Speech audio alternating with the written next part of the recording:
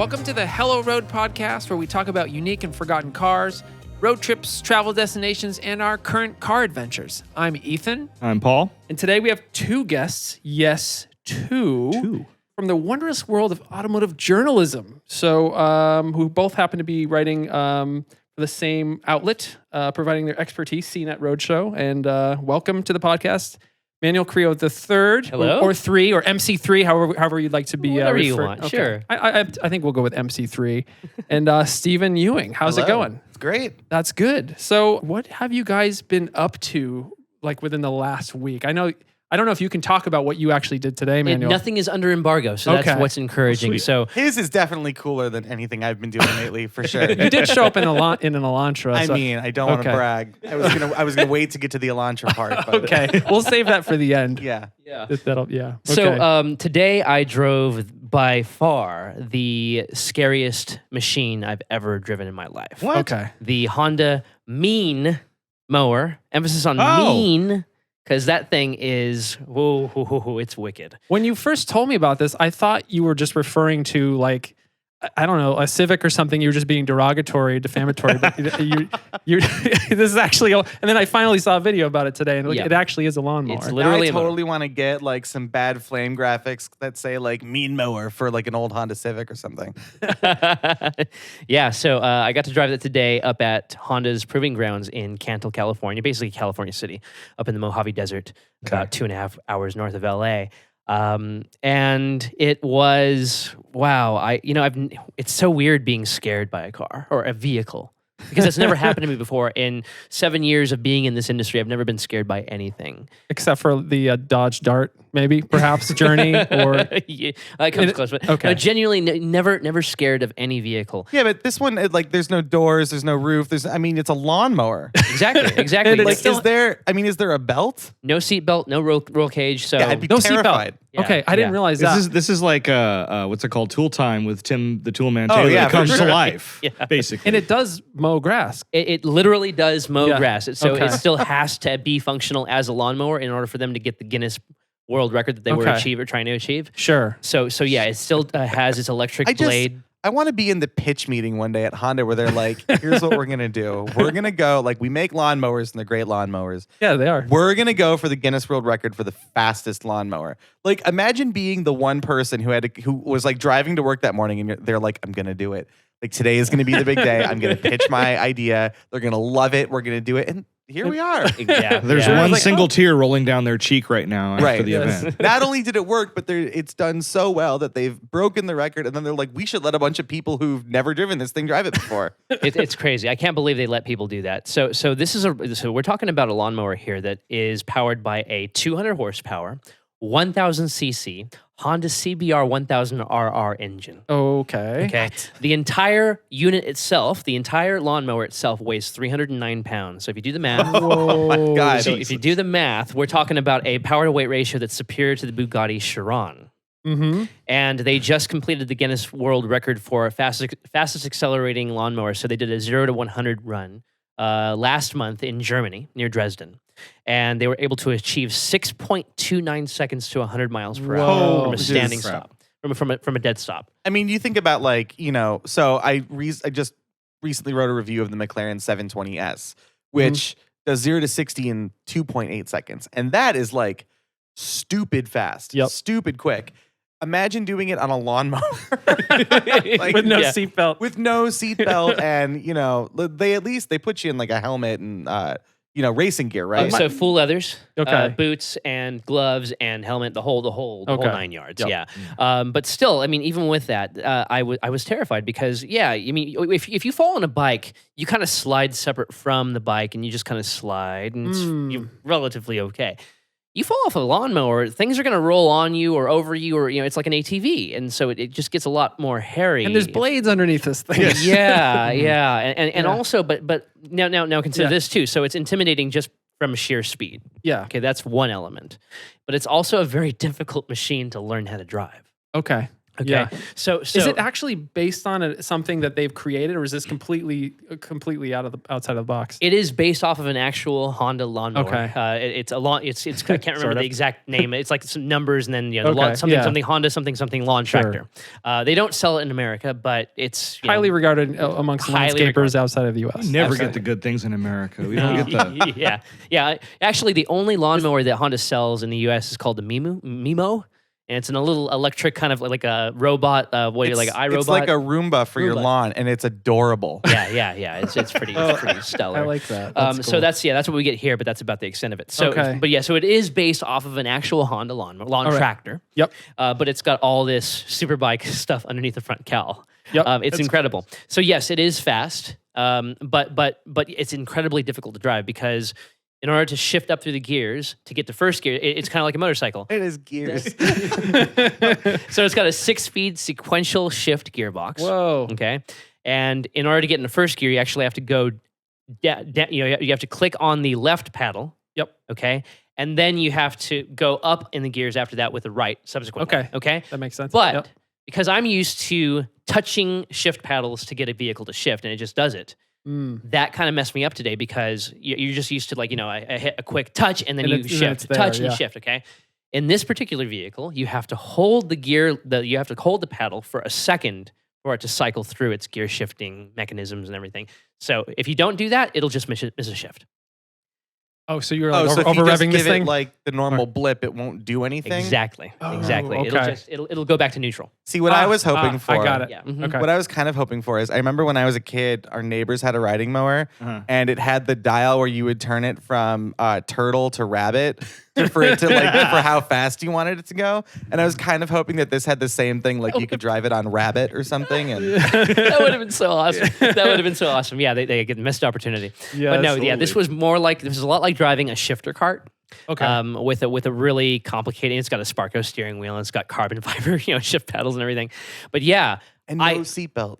no No seatbelt, seatbelt. no roll cage, nothing like that. It's just you. There wasn't even like a hoop for the helmet or Nah, anything. nothing Yeah. at all. That's nuts. So I'm getting in this thing and I'm just really concerned. I'm like, am I? Getting in it, you're getting on it, essentially. Getting on it. Yeah, well, Yeah. you're getting in and on. I mean, it's just a Okay. weird. So here's the interesting thing. This is like a bit of a backstory to this whole thing was when they initially told us to come out and drive it, they were like, one caveat is because the seat can't move and because there's like a specific position you have to be in, whoever you send to ride it has to be shorter than 5'11" and under 180 pounds. Okay. So it was like, so you can't just send anybody to drive it because they literally won't fit. Mm-hmm. Right. And so I'm 5'10". Well, as of like 2 weeks ago, I was 125. I'm probably like up to closer to 135 now. Okay. But yeah. Yeah. So yeah, and even I barely fit. Look, I'm not wide at any part of my body. But for some reason, it was hard even for me to get in today. Okay. Yeah. Yeah. And my legs were a little bit too long too. So even with coming in within spec, it Sure. was still hard. So yeah, this was an interesting thing to see them setting that record. What do you think Honda's getting out of this? I mean, obviously people are sharing the video and that kind of thing. but- Lawnmower sales, Ethan. I mean, Well- is it lawnmower sales? Well, I mean, there is that angle and everything, but they're actually getting a tremendous amount of R&D. Yeah. Because they're a company that tests their engines and all their systems to the brink because they want to protect their reliability legacy, and this kind of goes in line with that. Sure. And it's just like let's create something that allows us to explore what we can do with the combined talents within the company, bring those together into one product. Motorcycle division, lawnmower division, and then some automotive going on there too. And then let's use this to really see what we can benchmark and what we can, how we can exceed expectations within our engineering, stuff Mhm. like that. So, and of course, then there's a big media benefit to that Yeah. too. Yep. Yeah. I just want to know which lawnmower maker is going to step up and fight Honda for the crown. Toro. here. Toro. Toro's going to come up. Toro, if you're listening. Yes, exactly. Husk- they are. Husqvarna. Yeah.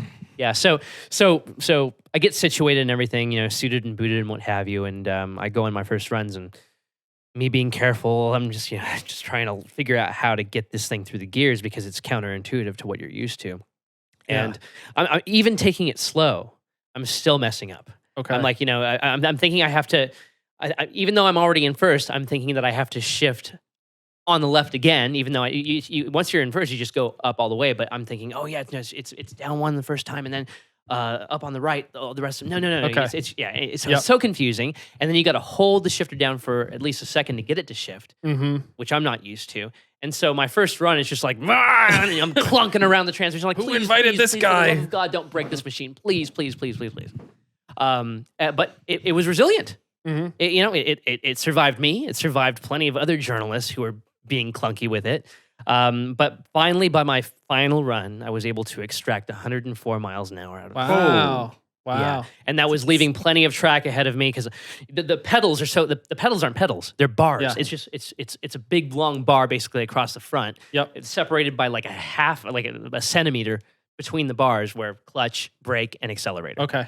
Yeah. So and I'm wearing these wide Alpine Stars boots, so it makes it really hard to drive. And at one particular point during my run, I'm trying to press a brake, but I'm a little bit on the accelerator. I'm like, what's going on? Okay, let off. Breathe. There's so much you're focusing on. I didn't have time to be scared, and I didn't have time to be excited. Sure. And I had them mic me up in my helmet. I had them mount a GoPro behind me because that was the only place I could mount the GoPro, thinking that I was going to be able to do at least some commentary. I mean, it's only a straight line. You know, how hard can it be? Oh, famous last words. Yeah. Because I'm concentrating so hard on just getting this thing down the freaking quarter mile. So it was nerve-wracking to say the least. That sounds terrifying. Oh, it was awful, but so fun at the same time. I mean, I would love to do that, but it definitely sounds. Yeah. Imagine like trying to create some content under those conditions. Like, that was fast. So was there like a field next to it that you guys could have like tested out the lawn cutting? Oh no, aspect of because the- we're in the middle of the desert. Oh. So Yeah, I mean, wanna that would have been, that's another missed yeah. opportunity. I if they want to would've had that. it's like sort of power slide it across the lawn and see what sort of shape I can have it cut. Yeah. Yeah. That would be awesome. Yeah. Yeah. No opportunities like that, but just the speed alone. Actually, I didn't notice the speed that much. It's fast, sure, but it's like normal supercar fast. And I've driven plenty Yeah, but of in a normal supercar, you have doors and a roof and seats and there's that, yeah. insulation and a windshield. Oh and, yeah, you know. no. Granted, but still, from just a pure acceleration perspective, it didn't feel unlike the McLarens that Steven and I have driven over I the guess, years. I mean, I sort of understand that as Yeah. a couple years ago, I went to a theme park. I forget if it was like a Six Flags or Cedar Point or what, but there was one of the rides was one where it sort of launches you and you go up a hill and you go back down again. But they're like, it's supposed to be terrifying because it's supposed to be like this super quick acceleration. And I remember we did it and we got off. My friend that was sitting next to me was like, oh my God, that was amazing. And I'm like, I mean, okay. I was like, it feels like going fast in a 911. Like it's not, all right. Exactly. Yeah. And then I wasn't allowed to go with them anymore. You're no fun. Yeah. So that was actually the thing that I thought it was going to be, wicked, like Superbike wicked, but it didn't feel. Yeah. That's what I was wondering if there are any parallels to superbikes or anything, No, it was kind of sport bikes. And again, you're not thinking about the acceleration as much because there's no doors, there's no seat belt. You're just all that's holding you in the vehicle is the seat itself wrapped around you. This carbon fiber bucket. It's similar to like a go-kart, I would think. Like It was feeling exactly that. like that. You don't really think you're driving a lawnmower. You're in a shifter cart. Mm-hmm. Yeah. Okay. Mhm. Yep. All right. Yeah. It's terrifying. Front engine Oh, God, shifter it was, cart. Yeah. I want to do that. That sounds great. We should build one. I've done scary, but not like that. That's different. Yeah, and we had the opportunity to do 2 runs of back forth. So I did my first run back forth. Mm-hmm. At my final run, I was so distracted by everything that I didn't even realize I already had my 4 runs. I'm Okay. like, oh, was that it? Or you guys stopping me early because I messed up too much or something? And there was, you did fine. But then they point out the speedometer to me because I was trying to look for it while I was on the middle of the straight while I had some room to kind of look at that, but I didn't even have time to find where that was on in the instrument cluster. So then they pointed it out to me. I see that 104. I'm like, okay, at least I got over 100. Yeah. And I didn't even think it was going to, I honestly didn't think I was going that fast. Sure. Because I'm just so distracted. But when they asked me if I wanted to do another run again, I'm like, you know what? I'm not going to tempt fate. I got over 100. That's fine. Like, this is really dangerous, man. Yeah. Like, I've never actually felt like this is kind of, I mean, are you sure about this, Manuel? Like, do you really want to be doing this? Like, why are they allowing us to do this? yeah, it was the first time I ever really questioned something I was about to do in all my years of automotive media experience. Yeah. Yeah. All I'm right. still kind of like, shuddering a little bit. Yeah.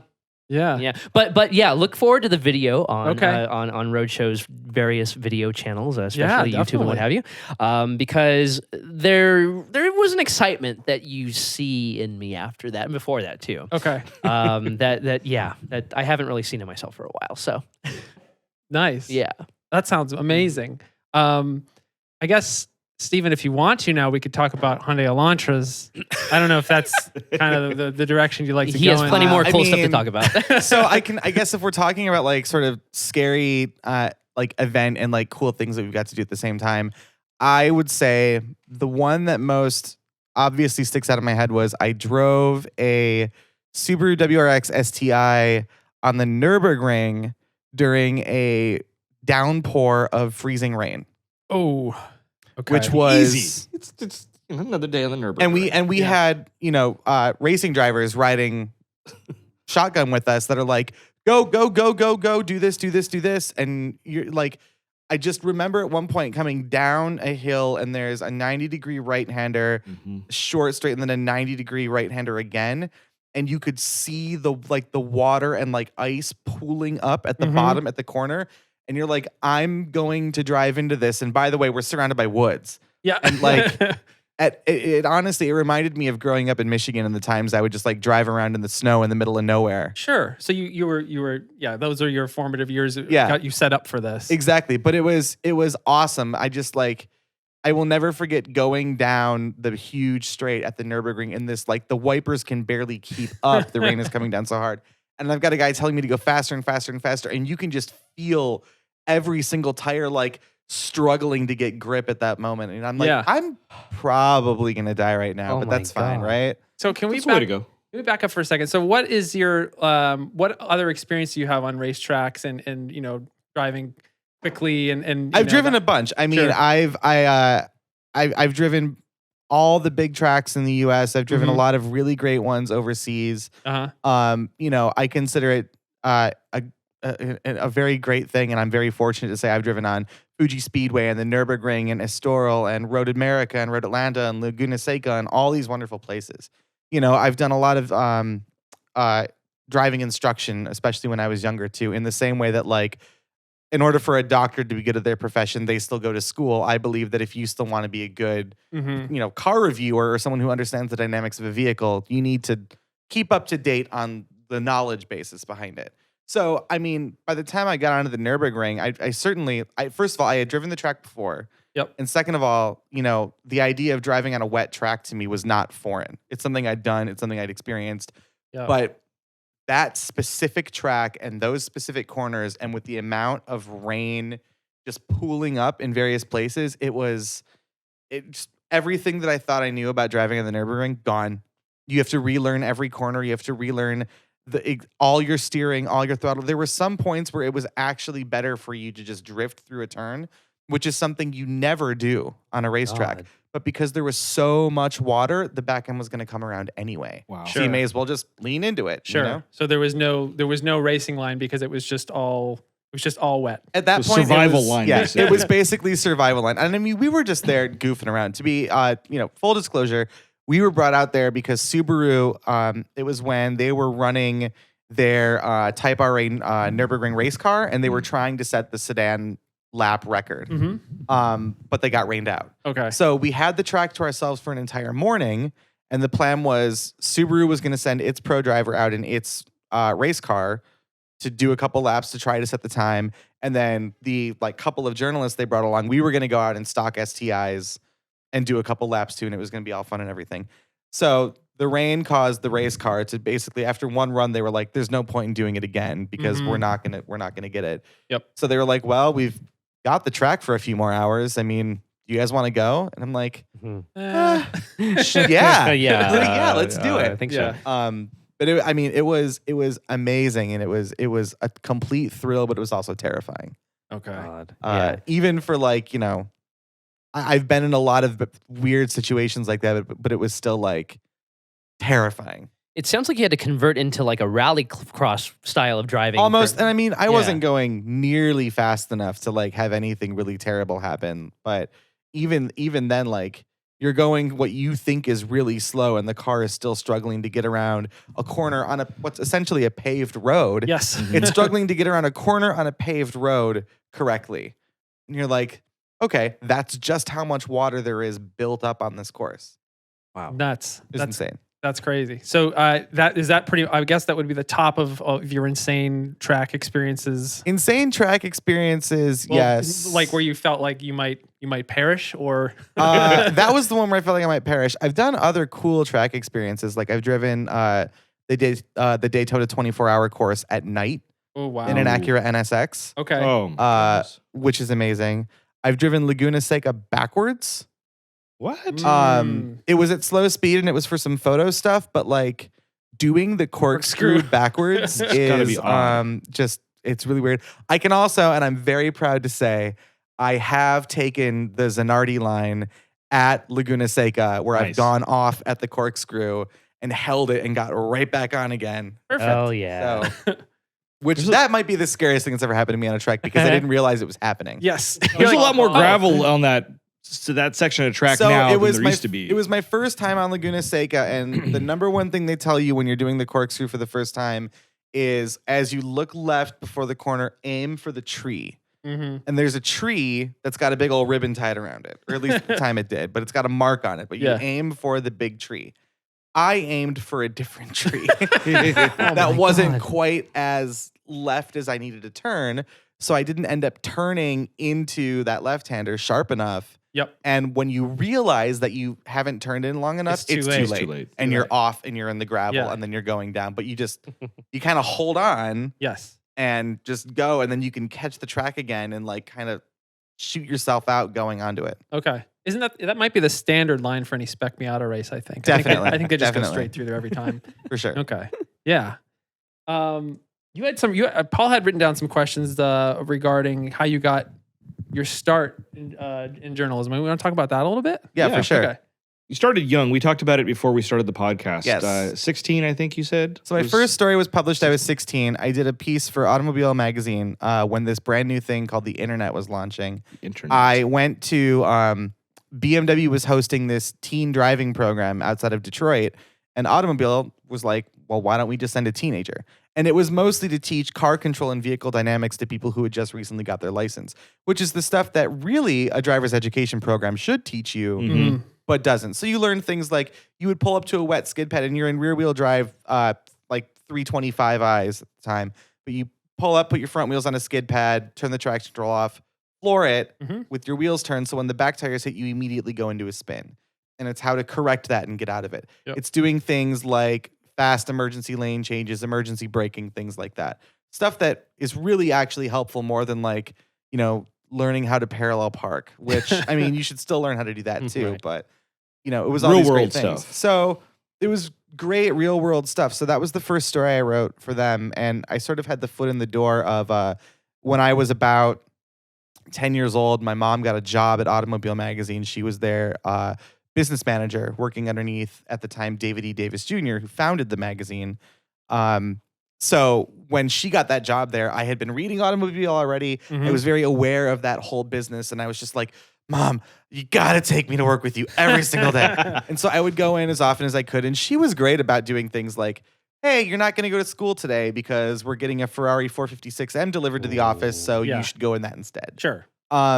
She would bring me along when Perfectly they good would reason. plan the All-Stars drive route and things like that. Mhm. And it got me sort of into the inner workings of that business. And, I did a couple of internships there. And it's really funny. I'll still go on events to this day where I'll run into people that I worked for as an intern. Mhm. And now like I'm on the same like very exclusive events that they might be on too. And it's Uh-huh. like, I did it. It's a good feeling. Awesome. So was it intimidating being that young in the industry and I mean, it was weird for a long time. The very first like official media launch that I ever went on, I was 18 years old. Okay.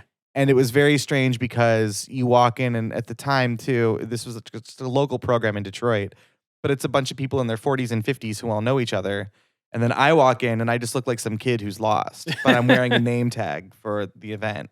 It's really weird. And for the longest time, I had to sort of reconcile the fact that I was going to be the youngest person at every event. And I mean, honestly, only recently in the past couple of years has that changed, where now there are people, several years younger than me that are up and coming in this business. But I'm making a point of now like not doing what a lot of people did to me, which is go talk to them, say hi. Like they don't know anybody and they're probably a little nervous to be there. So like make them feel welcome in this business, because I remember going into the event and never having anyone to talk to and not knowing what to do. And it like, you feel crappy.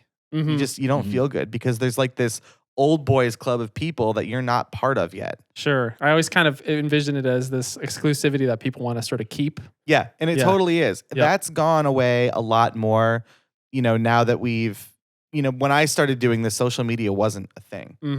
Facebook was just for college kids. No one posted on MySpace. Twitter didn't exist, all this. So there was no presence of social media and people kind of knowing each other's personalities and, being able to have a presence because of that stuff. It was, you were there because you worked for an outlet that was big enough to be invited to there. And that was it. Those are the only reasons why you went. Yeah. So it was different. It was definitely different. There's the events and the programs and the general vibe is a lot more inclusive now, I feel like, which is good. Yeah. Honestly. Yeah. So, Manuel, how did you get your start? Because, both of you work together now, and it's interesting to see how your paths kind of came together. Oh, yeah. I mean, but my story contrasts greatly from Stephen's because I didn't get into this business until I was 27 years old. I've been writing professionally since I was 21, for various stuff, things. And then my first career job out of college was working at a radio station, writing all their promos. And actually started my internship there, and I was debating at the time in my last year of college, like, okay, do I do an internship for like a Motor Trend or something? Or do I intern for my favorite radio station? And I was having a discussion with a friend, a close friend at the time, of like, okay, what would that look like? Well, let's see. If I intern for Motor Trend, I'll probably just like carry scales around for them for like the first 2 years before I even get the first even chance of writing something for the website, maybe. I was lucky because I got to go wash the cars. Right. So I can do that for 2 years before I can start writing. Or I can intern at this radio station. I'd be writing too there. Sure. But at the same time, while I'm coming up in my career there, go to the Playboy Mansion twice a year and get all these free tickets to the stand-up comedy shows and sports shows. Like, I got opportunities to take my entire family to see B.B. King before he died. So, I got to live those experiences, and I thought it would be more important or more important for my long-term career, because I always knew that I was going to get somehow or another, somehow, some way, I was going to become an automotive writer down the road. Sure. But I knew that if I invested in broader experiences at the beginning of my writing career, it would allow me more to draw from as a writer later on. Yeah. And so first 2 years of my career were in radio. Great Recession hits. I ended up moving to Australia. I'm selling cars down there, and then come back here after about 6 months of living down there, do some odd jobs here and there. 2012 rolls around. I just after like getting out of a temp job that I had working in a bakery doing some technical writing. So that job ends and my time is freed up.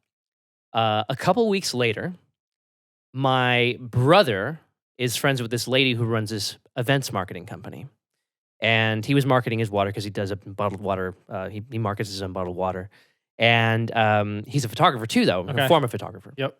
And so this friend of his, she was like, oh, hey, our photographer can't make it for the second weekend of Coachella. Would you mind shooting the gift suite for us? He's like, oh, I can't shoot it, actually. I got to go market my water to Topanga Canyon Earth Day, so I can't make it. But, I have a wild idea. My brother can shoot it for you because I'm trained in that too. As a journalism degree, that's just part of your training, And I started shooting back when I was in high school because my brother was an internationally award-winning wedding photographer, and so I had the use of all of his equipment. So I knew how to shoot. Yeah, all right. So he's like, okay, my brother can do it.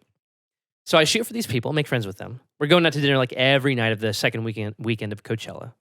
And one night on the way to dinner, we start talking cars.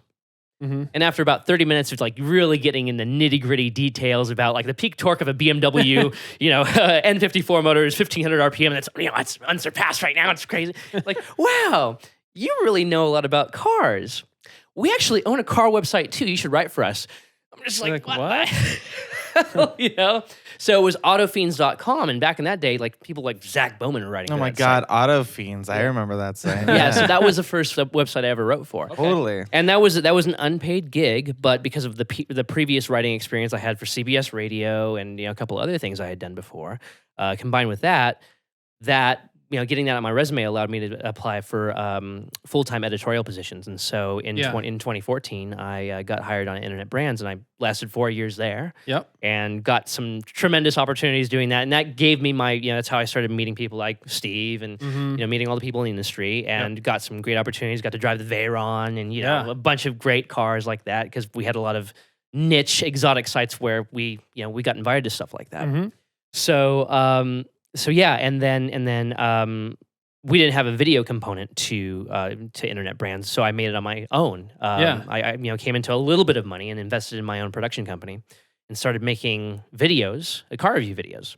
Developed a reel, and with that, at the end of the Internet Brands run, freelanced for a little while, but then an opportunity at Roadshow came up. Yeah. And it was going to be a more video-centric role. I'm like, okay, let's go for it. And because I had that round of video content that I made over the previous couple of years to look back and like, okay, he's pretty good on video. Like, let's try him out. So, and then so I got hired on a year ago. So yeah, my year anniversary is June 25th. Whoa. Yep. All right. Yeah. So yeah, and it's been crazy because working with the top tier people like Stephen Ewing. I mean, and that's not an understatement too. You're working with one of top tier. But I mean, I'm working with some of the most talented. I mean, you saw the Elantra, right? No, but I mean, I'm fortunate enough to work with some of the most talented people in this industry, and there's no question about that. He'll be humble all he wants, but I'll speak for him. He's one of the best, okay? And I'm learning from this guy this past year. And so people left and right, whenever I'm going to an event, are like, oh my God, you're writing so much better and everything. Like, I blame it on this guy, So no, it's been such an opportunity to get to work with Steven and Chris Paukert, executive editor of Roadshow, and Tim Stevens, editor-in-chief, and everybody else we work with on staff. They're just all so incredibly talented, and I've learned so much from everybody. In addition to my managing editor and executive editor and editor-in-chief, but I've learned so much from everybody, and everybody is just such a powerhouse. And just to absorb even 0.1% of that has made me, apparently better from what people are saying. So I'm so fortunate to be there. Nice. Yeah. That's awesome. Yeah. So you have more questions for us? Yes, more questions. Yes. More questions. Please. So we're gonna do kind of a fun one here. All right. So I'm gonna give you guys a hypothetical situation, and I want to know what your answers would be to this. If either of you were assigned to drive across the USA in a Dodge Caliber, wearing only Dodge Caliber branded clothing, using Dodge Caliber branded luggage, this is very specific. and speaking the gospel of Dodge Caliber to every single person you encounter, would you quit your job on the spot? Or would you embrace it for the adventure and terrible driving experience offered by the Dodge Caliber? I mean, look, no car is that bad. The Caliber is close. I would have to make the concession that I wouldn't wear all the branded clothing because that feels fishy to me. And there are a lot of times where you'll go on a Kia event and they give you a Kia hat. I'm like, thank you, that's very nice, but I'm not going to wear it. Yeah, it's like I'm not here to market for you. Sure. I would totally find some weird angle or I would review rest stops or write about the best roadside food that imagine doing that trip someone who owns a crappy used Caliber would, and it's like how many Big Macs can I eat between here in Las Vegas, or what's the best soda to chug while you're on the road or something like that. I think that there are lots of great stories and there are lots of great things that you can do. For the longest time, I used to say, when people would say hey, I want to do this great story for you. I've got a great idea. And if I can boil your pitch down to, I'm going to drive this car to this place, to me, that's not a story. Saying hey, I'm going to take this Porsche 911 Carrera and I'm going to drive it to Napa. And I'm like, that's not a story. I'm like, well, what's the story? They're like, that is the story. How does it handle being a long distance? I'm like, okay, no, stop. Yeah. You just want to drive a 911 to Napa for the weekend, and I can't blame you. It's a lovely car and it's a lovely place. But I need something else to it. And so to me, if you pitched me, I'm going to drive a Dodge Caliber from Los Angeles to New York, I'd be like, what are you going to do with it? What are you going to do? What are you going to tell me? What are you going to make out of it? Because driving the car from LA to New York isn't the story. It's what you do along the way. And so if I were in a place where someone assigned me that event, yeah, I'd do it. Totally do it. And I would lean so hard into that it would be like they would almost regret sending me because I would be so like, hell yeah, I'm gonna do this. Like, so yeah. Dodge Caliber hero shots and everything. Oh my God, the most perfect like sunset background, and I would never wash it. I'd leave it dirty. I'd try to pry one of the hubcaps off. You know, I would, yeah, I'd go full in. What do you think, man? Well, I think, Ethan, that you would resonate with this because what I love about you is you have a beautiful filmmaker's mind. Thank you. And I tend to have a filmmaker's mind from time to time myself. And so what I would do with, kind of leaning on my production house background is I would turn it into a documentary Borat style film. Okay. Oh my God. And it would be kind of ironic, and I'd be like this kind of delusional, but you almost think that he believes it, but Yes. he has elements of delusion about him, but that kind of adds a comedic element about it. And then kind of add some kind of sidekick along the way or something like that. And then enter the vehicle into car shows. Legit, trying to be legitimate about it, Yes. and try to get people to take your vehicle seriously, and come up with ways to make people actually listen to what you have to say about this awful car, and then just see what kind of irony unfolds beyond that. You'd have to flesh it out a little bit more, but I mean, I think that the people that you meet along the way, and the people you can fool or maybe not fool, and kind of getting that reaction and the interactions that you kind of encounter along the way could create maybe somewhat of a story. But it would have to be kind of like, let's figure out what we can get along the way by being more outrageous and committed to this farcical idea. Yeah. We have a whole video crew at Roadshow. We should just do this. Someone source me a Caliber. I'll buy it. I'll buy it. I will also accept like Pontiac G5, Chevy Aveo. Yeah. I guess that's the question I now have for you guys is, if you're not going to use a Caliber, what car would you send us out to do this in? Man, I mean, it could be and most Dodges, I think, a Dodge Journey. Yeah, Journey. Can we at least have the Journey Crossroad for when we get into tough terrain? Yes, exactly. I don't know. What do you think, Paul? We've got a lot of cars we can send them out in like now. Or just in my lot outside of my house, That's I could take true. any of these. true. Hey, I'm a former Scion XB owner, so I would totally take the XB. That's you can't a take great that car, one. though. Yeah. That's You the can't thing. take I know, that it's one. That's so his, That's good. his daily. You got to take Yes. well, It stands a wagon, but No. that's also sort of got a cool element to it. Yeah, it needs super to be, safe too. Yes. Yeah. You don't need B pillars. You They're need not B-pillars. necessary. Pillars are dumb. No. Yeah. Well, so speaking of the film mind, Yeah. Manuel, I know that you've done a lot of video stuff in the past. Is that something that you envision doing more of in the future? That's You the know? intent. Yeah. I mean, you sort of feel like maybe a future Top Gear host to me. I mean, Oh, well, It thank seems you. like- I mean, funny you say that. I was actually when I made the decision to pursue going into this industry, it was because I discovered Top Gear through Morpheus and LimeWire and Kazaa. Yeah. So it was the old file sharing services back in 2004, 2002 actually, is when I first started watching Top Gear, before anybody in the United States knew about what that show was. And after about 2 years of watching that show and being an engineering college student, and deciding to change my major into something that wasn't as math intensive because I was barely passing trigonometry, I was like, okay, well, maybe I'll get into HR. Like, that's a steady job, and then people- I'll work 40 years, retire with a good pension, and then croak when you croak, I guess. And that's a stable life, because who am I to live my dreams? I mean, to be like these guys, Jeremy Clarkson and Tiff Nadell and those guys. it might be somebody's dream to be an HR person. I mean, I hope it is. Of course, it's a noble, Maybe and not. not to Actually, speak low about Yeah. HR. It's a noble career path. Sure. But yeah, I mean, I was like, let's do something safe, because who am I to live my dreams? Don't be ridiculous. Come on. So one night in 2004, like watching Top Gear late on a school night, I'm watching these guys and they're just having the time of their lives on this empty airfield. I asked myself this question, like, why can't I do what these guys do? Sure. Mm-hmm. How do I do that? Exactly. So I'm I've like, asked well, myself they're the same question. yeah. So it's like, okay, well, they're journalists. I know they're journalists at their core. So I mean, yeah, but I mean, Some more than others. yeah, they're trained in that. So if I'm gonna change my major into something, it can be communication program journalism. So that's what I did. So I changed my major, and so fast forward 12 years. Okay, so it's 2016 now. Top Gear America, when they were coming onto the BBC America, Mhm. got wind of me through a friend. They actually found my friend first. They found his videos. They liked how quirky they were. And he was like, listen, I appreciate that you reached out to me, Uh-huh. but I know somebody who I feel would be, obviously I would want this job, but I know somebody who I feel would be more appropriate for it, and you should reach out to him. Here's his YouTube channel. If you think he's good, then go ahead and reach out to him. Oh yeah, like totally, we'll reach out to him.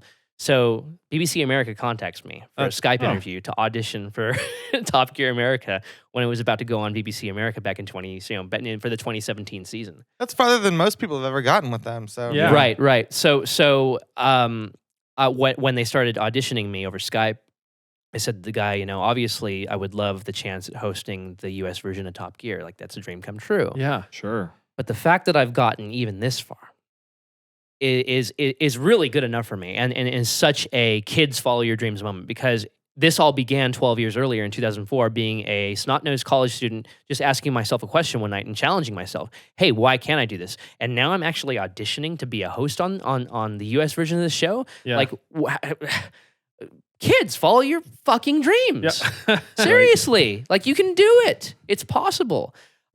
So thank you for your vote of confidence in me. But yeah, I mean, it is my dream to one day host, an automotive themed TV show. But even if it's not that, I would love to be able to just like fill in for The Price is Right one day or something like that. That would be. I just love.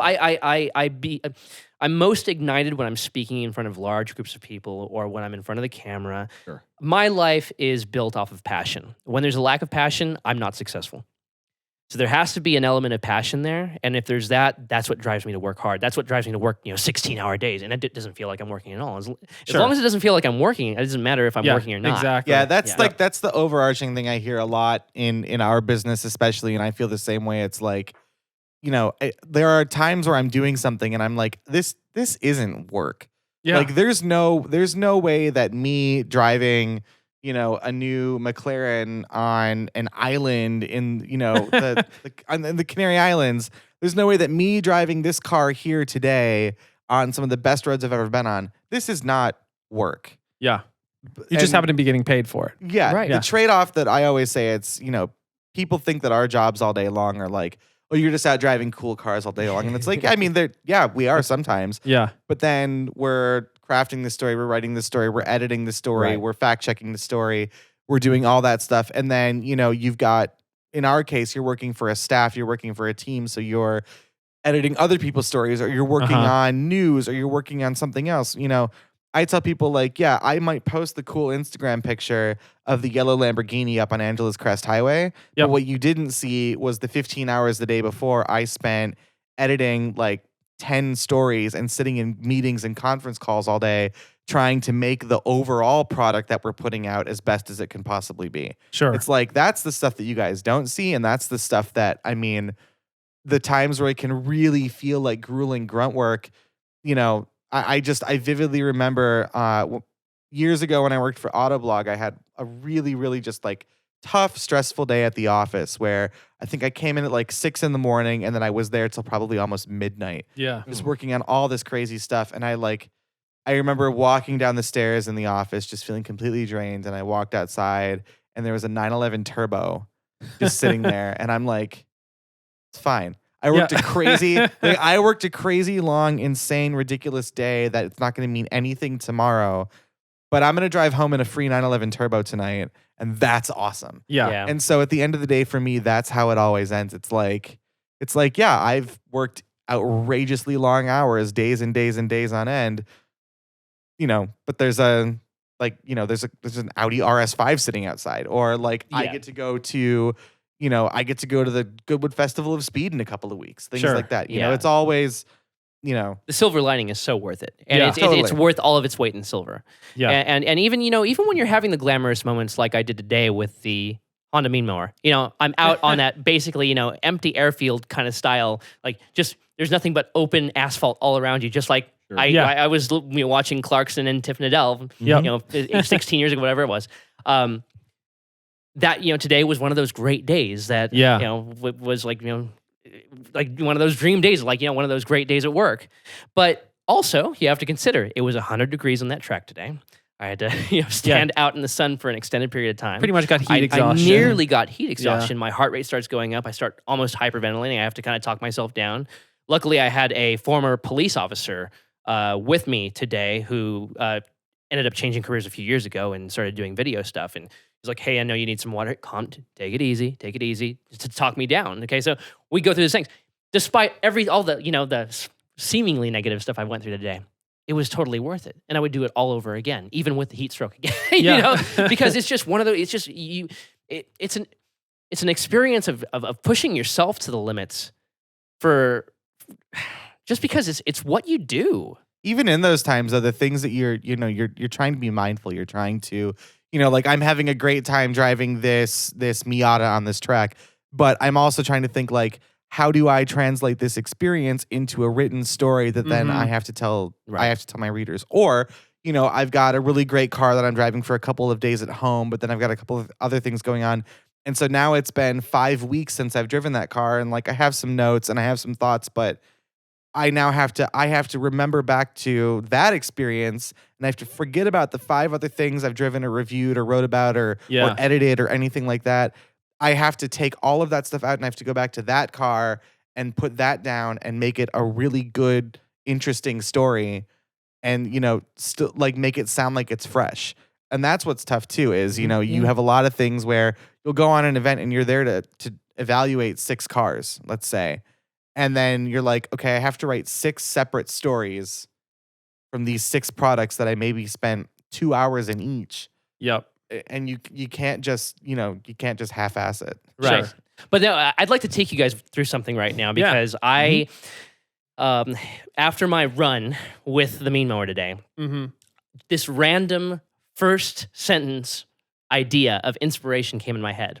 I'm going to run it by Steven. Okay. And I want you to go through the emotional process I go through of like, okay, let's push this and let's see how much he hates it because I'm used to that now. Okay. But still, it's so we're actually we're kind of like watching the process in real time. Okay. So this is I even wrote it down because I loved it so much. Because what you normally wouldn't see is, Manuel would go home and he would write everything down and formulate it into a story and put it into a Google Doc and then share it with me.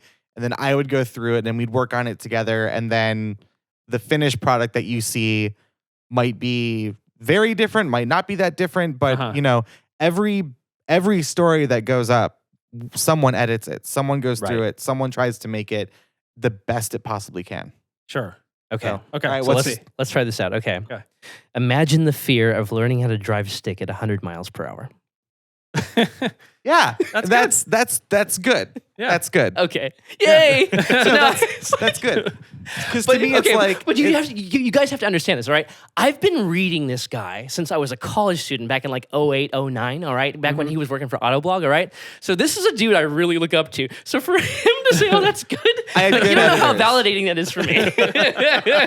I had very good, very harsh editors for a long time, and I had to do a lot of things. So one of the hardest assignments I ever had was when I was working in the mid-2000s, we had launched this digital magazine called Winding Road, and it was the last publication that David E. did before he passed away. And so I worked with him and a bunch of other really great people there for about 4 years. Yep. And for a while, I was running this section of the magazine we had called Quick Drives, which were full reviews of cars in 300 words.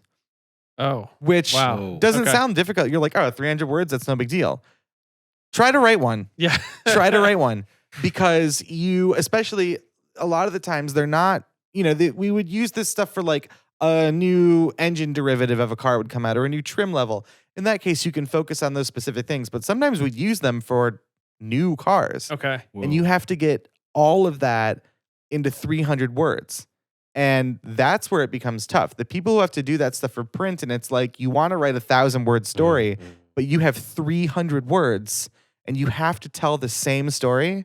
That's the hardest part. And the reason why I say the best experience I ever had editing is we would have a story come in, and we would run it on the website, and we would run the full 1,200-word piece, and then they would give me the copy and say, make it a quick drive for the book, and I'd have to turn that 1,200-word piece into a 300-word story. It's like 2 tweets. Yeah. Without being able to then send that 300-word story back to the writer who wrote the 1,200-word one and say, are you this okay good? with this? Yeah. And it worked half the time, and other half the time they'd be like, let me just write you a different version or something. I'm like, Oh, all right. okay. But that's how I learned to do that thing. And I learned that brevity is important. And I learned that, remember what the story is about. Remember who you're writing for. Remember what you're talking about. A lot of writers, I think, try to make everything way too personal sometimes. Mm. And I do believe that having a personal connection to a car is very important. It's very good. Mhm. It helps someone feel like they're more engaged. But if you read 3 paragraphs of a story and what you're reading about is the author, but it's a car review, Sure. then the author's not telling you what they need to be telling you. And I fall into that problem. Full disclosure. It's not to say that you need to, take all of the personality out of a review and that you need to just like stick to the facts and this is hard-hitting news and blah blah blah. That's not it at all. It's that you can still splice in those little bits of personality and little bits of character and little bits of bringing yourself into a story without spending 2 or 3 or 4 paragraphs just talking about yourself. Yeah. It's the same reason why, except for in very rare circumstances, I don't allow reviews to start with the word I, Mhm. because then the story is about you. It's not about Mhm. anything else. Sure. Yeah, and maybe be less relatable. If you don't relate to the author, then you Totally. might not. You can Finish still reading like, it. Yeah. we also by the same token, all of our reviews at Roadshow are written in first person, Mm-hmm. which I like. Yep. Because it's your telling of a story. It's your Sure. telling of a car. It's your review. Your name's on it.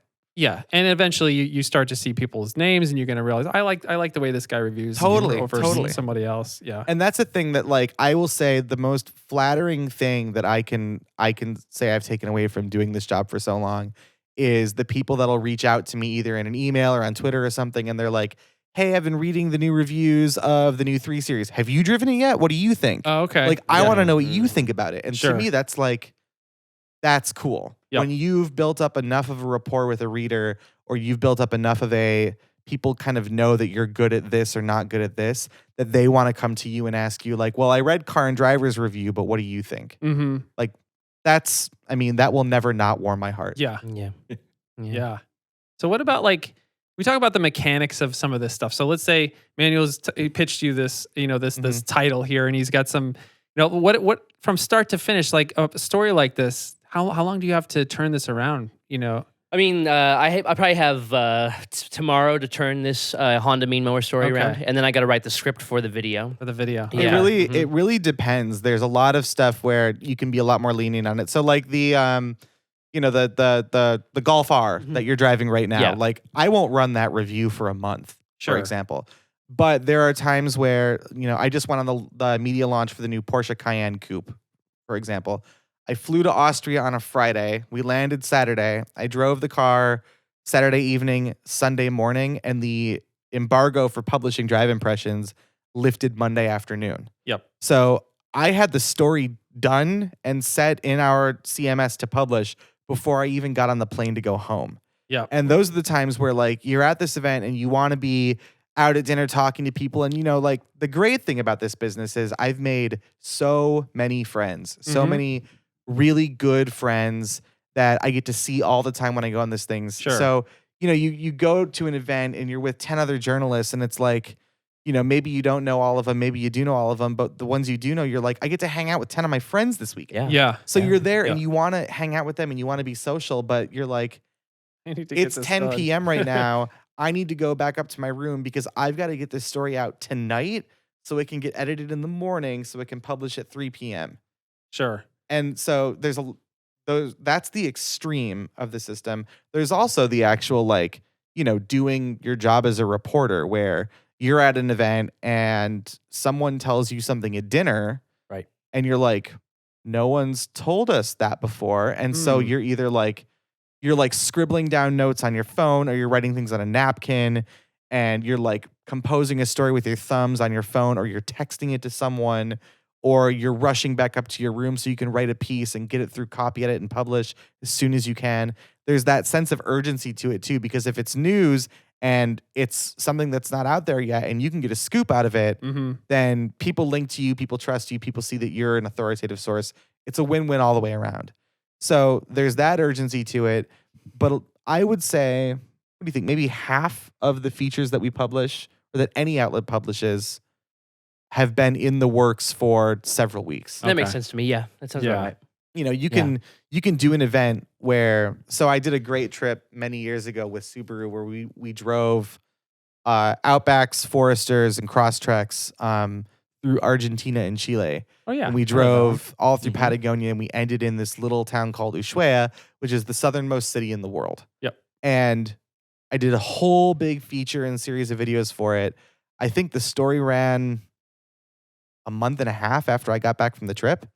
Just because, you know, we tend to call those like evergreen pieces where if I ran that story on March 1st or I ran it on August 9th, it makes the same impact. But this lawnmower thing is timely. It's based the on... lawnmower thing is timely because the record attempt happened this week. Right. Yeah. Other media got to go, so they'll have the same story. So there will be a lot of buzz built up around it. So, but we always talk about that stuff in advance. You know, before Manuel goes on an event, he says, hey, I'm going to drive the Mean Mower on Tuesday. When do you want to run the story? Or he'll say, like, can I run the story Friday? Or do you need it sooner? Do you need it later? Whatever. Yeah. We always talk about that stuff. You know, my part of what I do as managing editor here is I plan our whole feature schedule and calendar. And like, I know 4 weeks in advance what reviews I'm going to run each day and what features I'm going to run each day. And we move things around and we plan accordingly. So it's definitely not just like a point and shoot. Like I'm just going to type, and when I'm done typing, it's going to go up. And whenever I feel like typing, I'm just going to do it then. There's way more to it. Yep. Okay. Yeah, that's nuts. So like what types of things do you think has sort of prepared you to be able to turn stuff around? Like, well, it's a question for both of you, to turn stuff around that quickly, you know? I mean, look, I'm not the fastest writer in the West. Yeah. That's a big challenge for me. Yeah. And, you know, I think, I mean, I've improved somewhat over the past year, and I have a lot more to go. Yeah. And so that's something that I have to continue working on throughout my entire career. Sure. I mean, that's just, you know, and you just got to get better. And we all have our challenges, and that's probably my main challenge. And so, yeah, I have to work a little bit longer than your average writer. Yeah. But, yeah, I mean, as somebody I'm not really a writer, I do write on occasion. It's sort of interesting to sort of picture how somebody that's been doing this a very long time has to turn something around very quickly. Do you have drafts, or you kind of start to finish the stream of consciousness sort of process? Or? So it's interesting because everyone seems to have their own process. And like, I will say the number one thing that's always worked for me is I work well under pressure. And especially when it came down to when I was working for a magazine where it's like the print deadline is this date, this time, you don't have a choice. Like regardless of when you drove the car or you went on the event or whatever news or feature you're working on, if it's not done on this day, it's not going in the book. Sure. And then you're screwed. Sort of, yeah. A deadline is sort of the mother of invention. For me, it's just been, been years and years and years of having to work very quickly. And, you know, part of what I'm very proud of is during the 6.5 years that I spent working for Autoblog was when we really became the site that everyone knows Autoblog as now. We went from being like these kind of like underdog new kids to like for a long time the authority of the industry. Yeah. And so much of how we built that up was just like there was pride in being first. When news came out, we had to be first to publish it, first to get it up there, because that way people would say like, oh, I only come to you guys because you always have everything. Yeah. You know, like it was a long time of doing that over and over and over again. But so the writing process, the most interesting thing to me is, so my other half is also a car writer. And when I sit down to write, like, let's say I'm writing a first test of a story. Let's say I've just driven a car, no one's driven it yet, and I have to write the story today, and it's going to publish tomorrow. I have to sit down and I have to write it start to finish in one sitting. Like I can get up and like, you know, go to the bathroom or get a drink of water or something like that. Okay. But like if I start my story in the morning, it's got to be done by midday or evening. Like I can't stop and walk away and then come back to it later. Yeah. Whereas other people, other half included, can write things in bits and pieces. Yeah. Like, you'll see him write like a sentence here or a paragraph here, or Mhm. oh, I wrote these 2 paragraphs and then I wrote the conclusion and then I wrote the introduction, and then you see them tie it all That's together the and way I kind of work. Yeah. like copy and paste everything and then sort of smooth it out. And I know a lot of people who have great success doing it, and Yeah. that's the way they work. It's the same people I hear a lot of media talk about. Oh, I've started pre-writing some of the story, which is before I've even gone to drive the car, I've started writing about the design because I've seen it in person before. Things you're not going to learn on the event. Right. Yeah. Mhm. And Okay. for me, like, I'm envious of people who can work that way because I can't. Sure. I absolutely can't do it. For me so tomorrow I have to write a review that I have to get out by the end of the week, and Mhm. tomorrow I will just plan a chunk of my day where at 1 in the afternoon I'm going to sit down, I'm going to open a Google Doc, and I have to get through this thing, and I'm Yeah. just going to start to finish do the whole thing in one sitting and then go back and give it an edit. Okay. And Wow. it's I know some people who are like, when I tell them that, they're like, oh my God, me too. That's the only way I can do it, is I have to go start to finish. And I know a lot of people that do it in bits and pieces. And the thing is, there's no right or wrong way. Mm-hmm. It's whatever works best for your process. Mhm. And if I see people that have a hard time with things like transitions, or people that tend to like, this paragraph doesn't quite flow into this one or quite flow into this one, I'll say, maybe try writing it start to finish. Or the people that kind of tend to like run on about things, I'll go back and say, have you tried breaking it up into segments and like break up, like, okay, I need to do the introduction, I need to write about the design, I need to write about the engine, the driving dynamics, and write them in pieces like that. And I think it's a good exercise for every writer to try to do both, Mm-hmm. because until you try to do both, you won't know which one you're better at. Sure. I've tried to write things in pieces, and the stories that I have written in pieces, I look back on them and I think I'm like this is terrible. Like, I'm like, did I seriously write this? This is awful. And I can tell. I can go back and I can see like I did a bad job on this, and I know not to do it that way anymore. Yeah. Yep.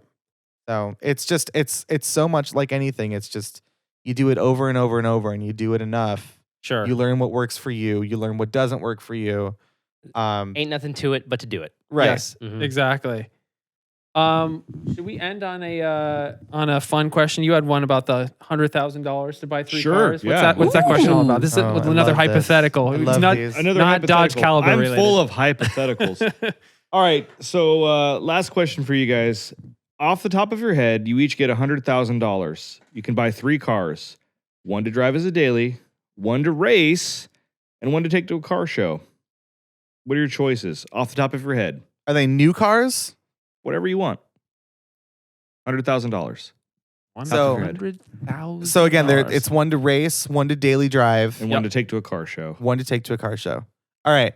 My daily driver is a brand new Volkswagen GTI. Okay. Okay. Yep. Good Brand choice. new 2019 GTI Rabbit Edition with the Mhm. plaid seats and the 6-speed manual. Yep. Done. Daily Okay. driver. So that's we'll call it 30 grand. 30 grand. Yep. My car show car, because I don't love big stuffy like collectible car shows, things like that. Like I'm definitely going to do something that people will appreciate. And I want to do I don't know. I might have to come back to that one actually. But I'm not going to have like a rare Mercedes or some sort of like luxury fancy thing. I'm going to be the guy like, I'm going to be the guy that shows up in like a Cadillac CTS-V wagon Mm-hmm. or something like that. Mhm. You know what? I'll pick that. That's my car. There you A go. manual CTS-V wagon. So Okay. like a 2011 Mhm. CTS-V wagon.